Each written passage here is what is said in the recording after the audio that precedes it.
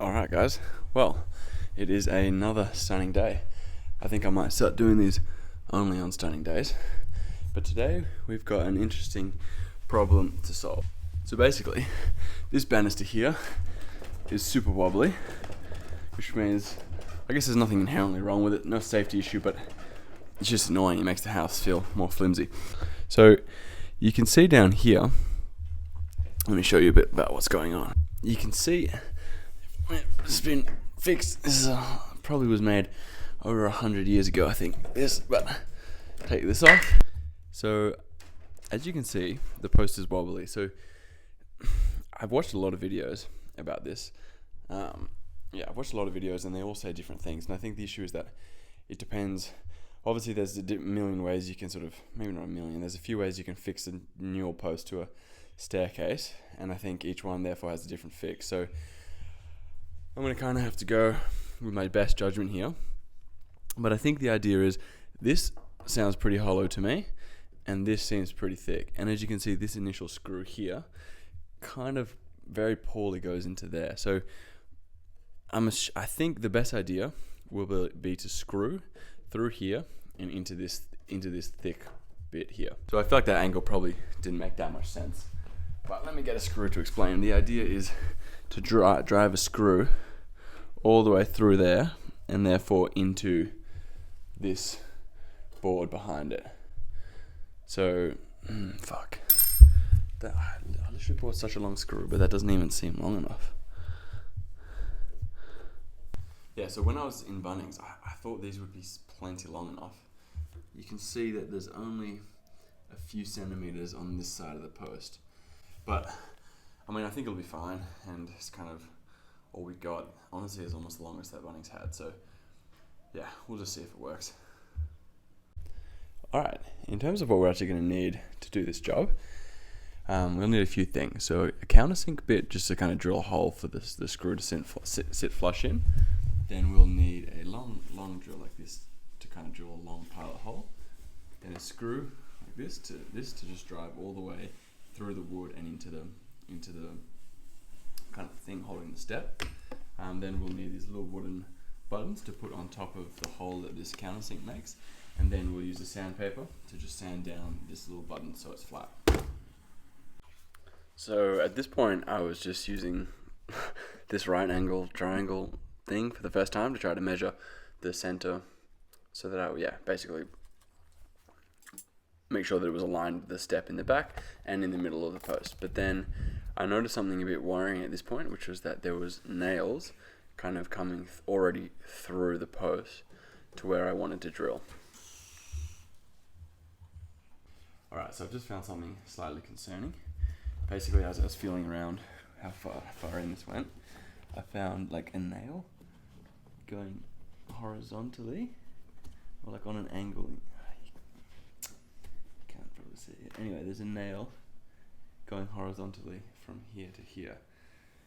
So basically, the people who put this in seem to put a whole bunch of nails at weird angles, which means I might hit a nail with my driving screw. So if I do, I guess I'll just stop drilling, but fingers crossed we don't.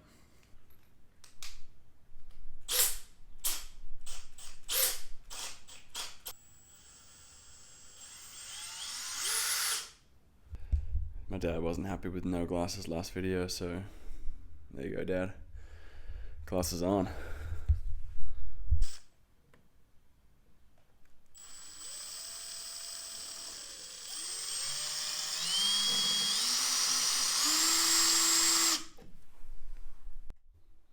So basically, for some reason, I thought this would just drill a nice hole real quick, but it really didn't. It was hard work.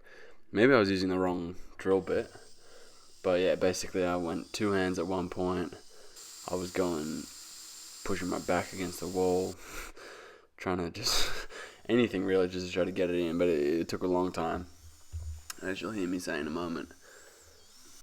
Wow, this is taking way longer than I thought it would.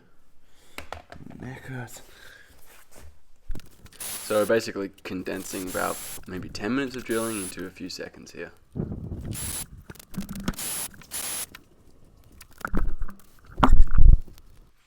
So I decided that was enough, and I'll just start drilling the pilot hole. But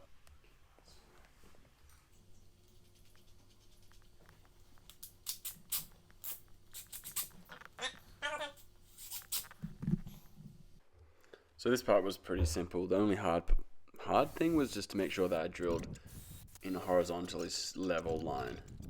Alright, so the last step now is this base, and I think, so basically I don't know much about this. It's called a bugle screw. One thing I do know that, okay, this is called I think it's like a 7-point head, and I think this is important because our pilot hole probably only goes to here, and I think with a 7-point head, it kind of acts as a bit of a drill bit in and of itself. So even though it's a screw, this sort of ridge in that head means that this very tip will kind of drill its own little pilot hole as it goes through. All right, the last piece of the puzzle.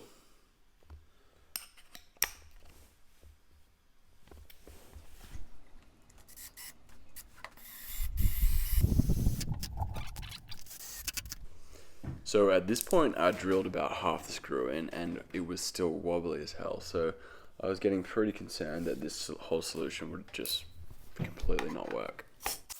So I just kept going, and then increasingly ran into an issue where as the screw got deeper, the drill would start tapping out. So I sort of went for this strategy where when it would tap out, I'd just reverse it a bit, get a bit of headroom, and then drive it again, reverse and drive it in. Yeah, so I don't know exactly what was happening there. But it would basically get fully impossible to drill in. So maybe this is one of those moments where I should use the impact driver. I don't really, yeah, maybe I should have. I might just try to use it now for a little bit, just to see how I mean, I'm not going to drill it out and back in, but I might just do the final bit with the impact driver, just to give it a go.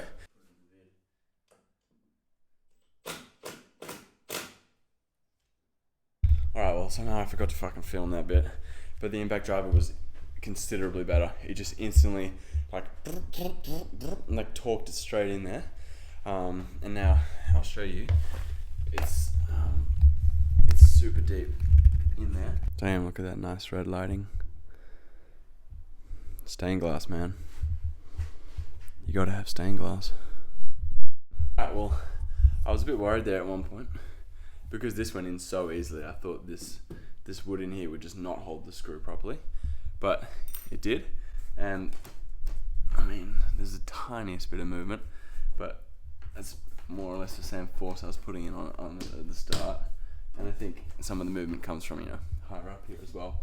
I think that's another job well done. Except for I got to fix up how it looks down there.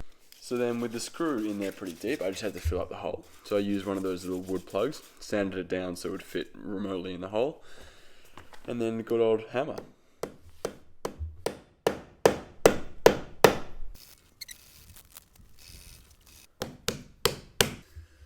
Maybe I should be wearing a mask doing this. My dad will tell me to do that next vid. Sanded down my finger a bit, unfortunately.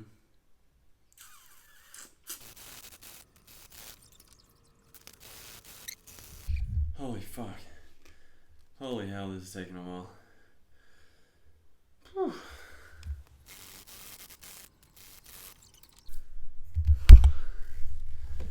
Alright, well. And then, as always, got to clean up properly.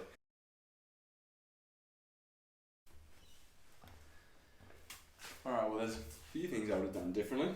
I would have probably used the impact driver the whole way. And secondly, I probably would have fucking got a smaller wood thing so I wasn't having to hand sand it for hours. Well, not hours, but like 25 minutes or so. But it feels far more sturdy.